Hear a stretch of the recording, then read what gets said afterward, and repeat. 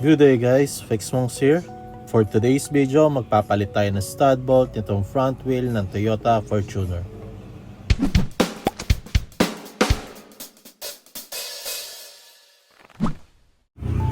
Para mapalitan natin tong stud bolt, kailangan natin tanggalin tong caliper. Tapos yung harness dito, itong pinagkakabitan ng hose para sa brake fluid and itong para sa ABS. Yan.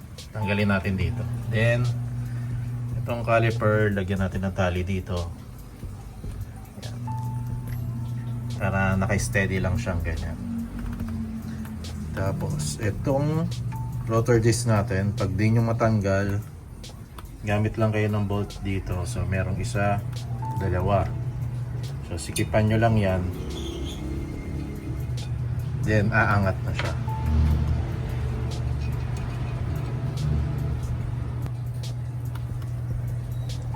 So ito yung isa. Yan.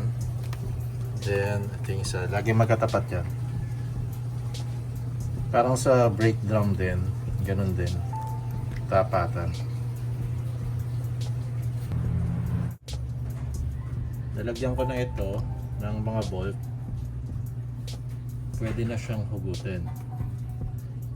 Tanggalin natin tong rotor disc. Then magkakaroon na tayo ng access dito sa stud bolt.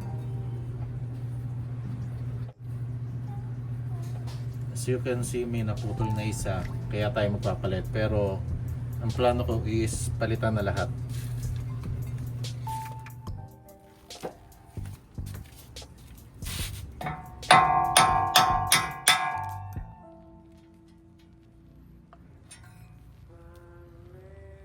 Ito yung naputol.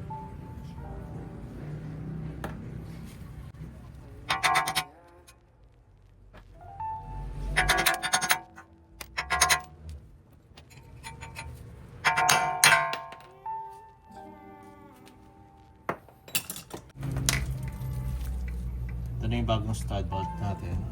Pasok lang natin dito sa likod. Bali ang ginawa ko, naglagay ako dito ng nut. Yan. Tapos tubo, kung meron tayong tubo pang kontra. Yan. Nalagay ko dun sa baba. So kontra natin dito. Kasi ito. Lagyan ulit natin ng nut na malaki, maluwag.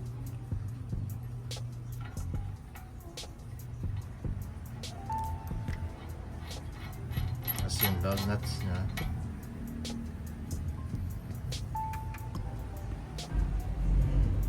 Saka natin higpitan ulit.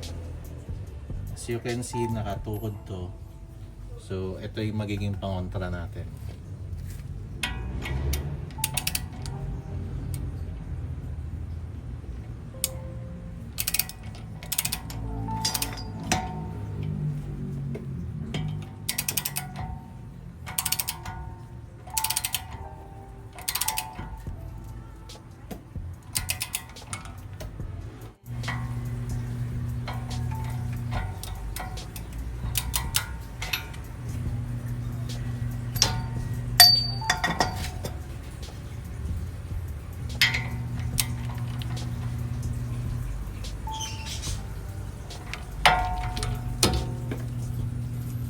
So ito kabila naman pangontra kasi kailangan na natin luwagan to.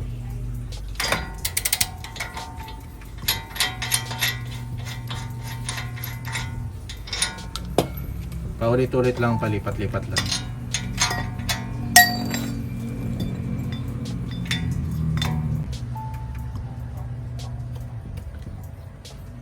Yung likuran niya,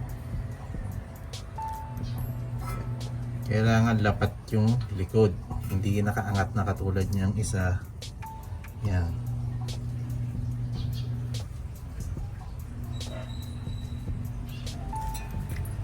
Ito, kailangan pasok yan, nakadikit yan dito sa likod.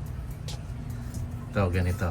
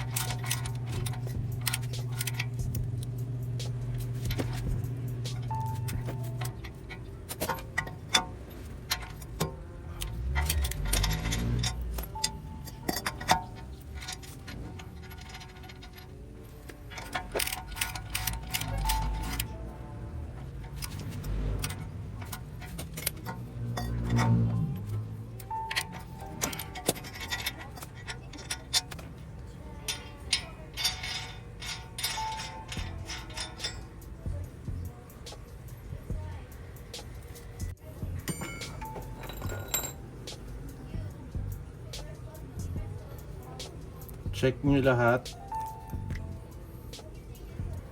kung nakadikit. Dapat wala siyang gap.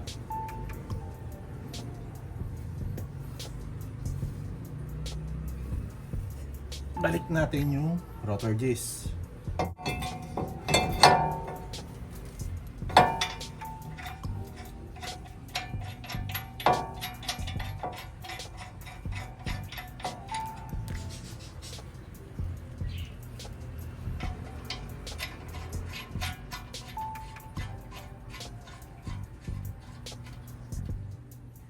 Bali, lalagyan ko ng lug nuts itong dalawa, yung magkatapat. Then higpitan natin ng konti para pumasok siya ng lapat.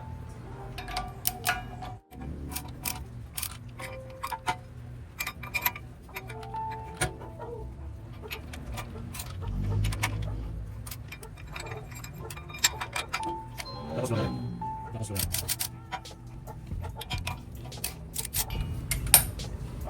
Pagluluwagan nyo nga pala to, pwede nga pala itong kontrahin ng Phillips screw dito.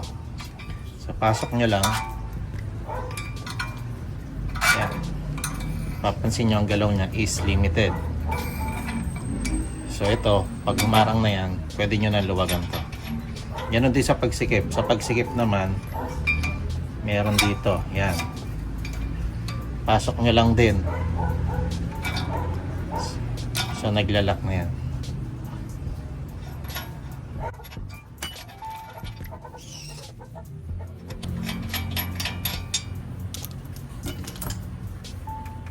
Pag naigpitan nyo na yan, lalapat na tong rotor disc natin dito. So pansinin nyo, hindi na siya mauga. Saka natin kabit yung brake caliper.